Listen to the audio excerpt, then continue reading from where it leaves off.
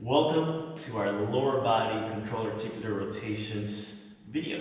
So now we're going to do some CARs, control articular rotations, for the lower body. And why does that matter? Why should you do these? Because when it comes to your body, whatever you don't use, you lose. It literally happens like that. If you don't push your body into a certain range of motion, boom, here, it starts cutting you off from it because it finds it as unnecessary and as a waste of energy to keep it there, to maintain it. So now what we're going to do today is we're going to get the hips, knees, ankles here. And what we want to do is use these ranges of motions to create also control, not just to keep your joints healthy, because when you move joints, the synovial fluid in them pumps around and that's what keeps them lubricated, because there's no blood that goes into the joints. So when you move them, you keep them healthy, but also want to increase the control of our movements. So what we're going to start with is some basic control articular rotations, some CARs, and I'll show you some progressions that you can do as well. So what we'll start with is from the hands and knees, hands under shoulders, knees under hips. The knees start together, so we make this very, very isolated and very well balanced when we go into this. The torso ready for a punch to make sure there's no spinal motion. Now what I'm going to do is I'm going to take my knee, I'm going to bring it forward without rounding, so that's as far as I go. If I keep driving forward, my spine is going to start rounding. We don't want to do that. So if you have a mirror, you can do this next to check yourself out. I can look at myself here, make sure my spine's not moving. Do so. I'm going to drive the knee forward. And now, from here, I'm going to drive the knee up to the side as far as I can. So I like to say this looks like a dog peeing in a fire hydrant. So very similar to that. Squeeze here. I'm still not twisting, I'm still not rotating, moving my spine or my hips, just that joint where the femur goes into the hip. And now I'm going to start bringing that leg back. I'm going to keep the knee bent 90 degrees or so. I'm going to drive it up, up, and back until I finish all the way in line with my torso. I'm squeezing that butt cheek hard and driving the heel up.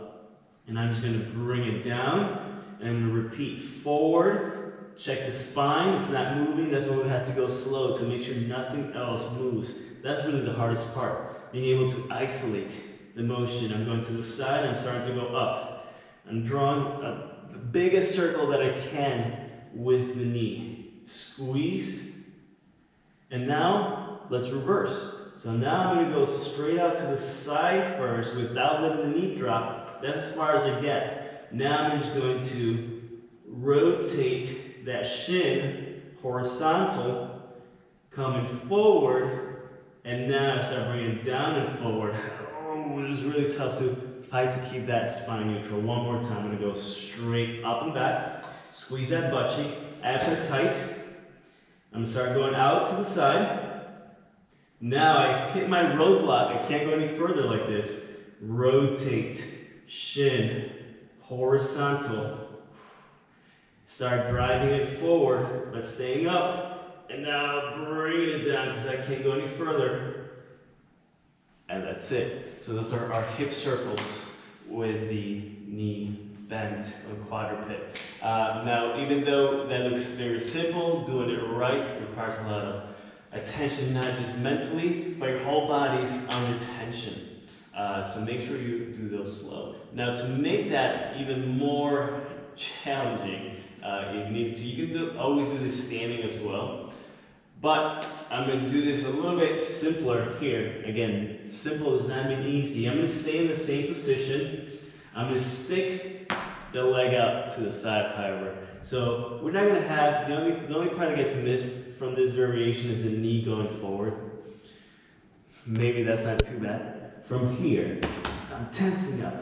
Arms stay straight. I lift, and I'm slowly going to drive up and back. Up and back.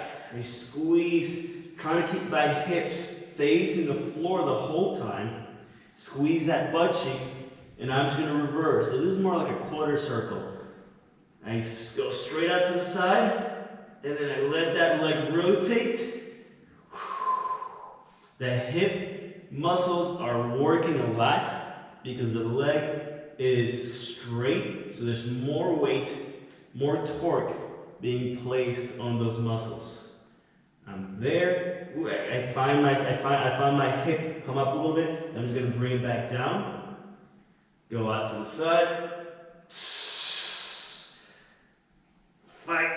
I'm bringing that foot forward as far as I can, and then I rest. Okay, so that makes it a lot more challenging with the leg straight. So now that we got the hip joint working with those CARs, we're going to get down towards the knee. So now the knee is mostly a hinged joint. It does this, but there's a little rotation that happens here with that shin bone meeting that knee. So what we're going to do to make sure the rest of the leg does not move, and if you don't have the ability to sit on the floor like this, you can do this up on a bench, chair, couch, whatever. I'm going to use my right leg.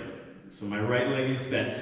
I'm going to take my right arm, go underneath it, okay, all the way deep. I'm getting my elbow all the way underneath. I'm going to grab with my right hand my left bicep, and then I use my left hand right across the thigh of the right leg. So it's like I have my arms crossed and my leg is here. That's going to keep me locked in place with my thigh because we don't want to move around from here. We want to isolate the motion and get really good at controlling that knee motion.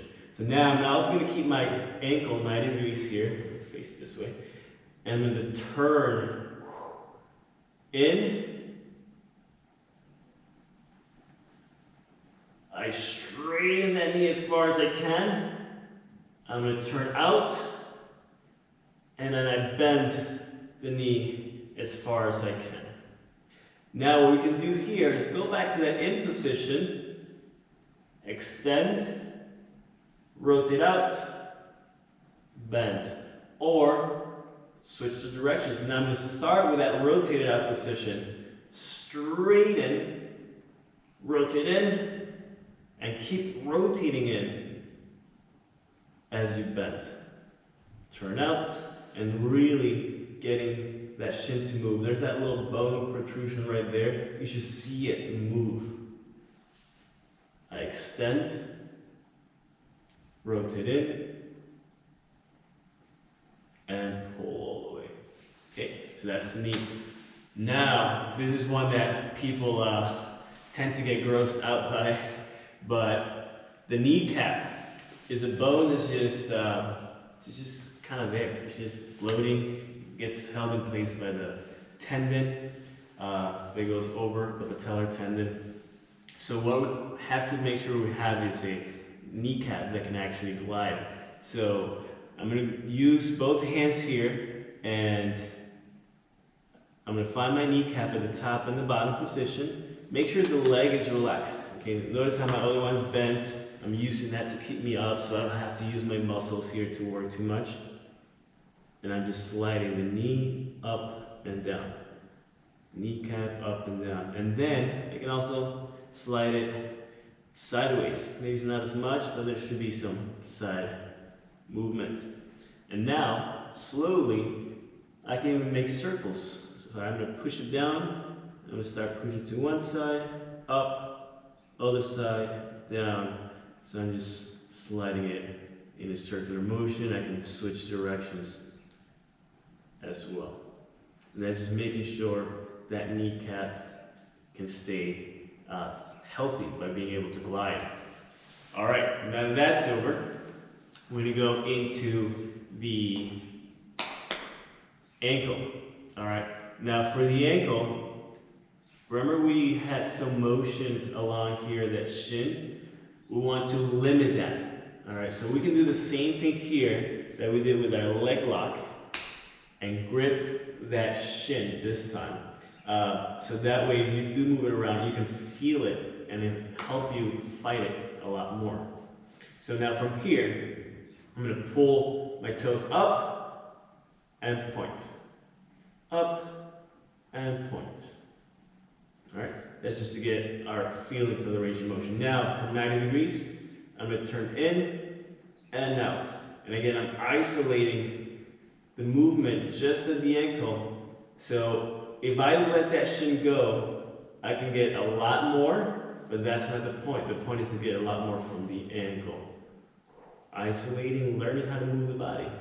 Now I'm going to do a full circle connecting the dots. I'm going to pull up first. I'm going to start going out.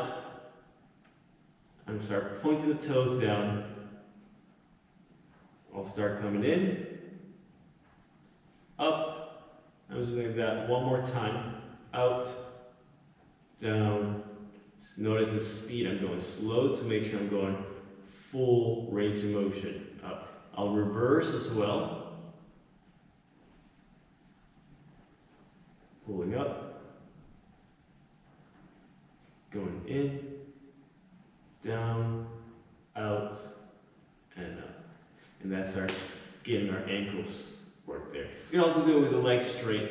Leg straight is probably actually a little bit easier to manage, not bending or not turning from the knee. Now you have to make sure you're not moving from up here. So there's always a way your body will compensate or will want to compensate, and that's what we want to diminish. Being able to move only from that position, from that joint that we want to move from. You can also go into the toes, especially with the big toe, being able to lift it up and down, but we'll save that for a different video.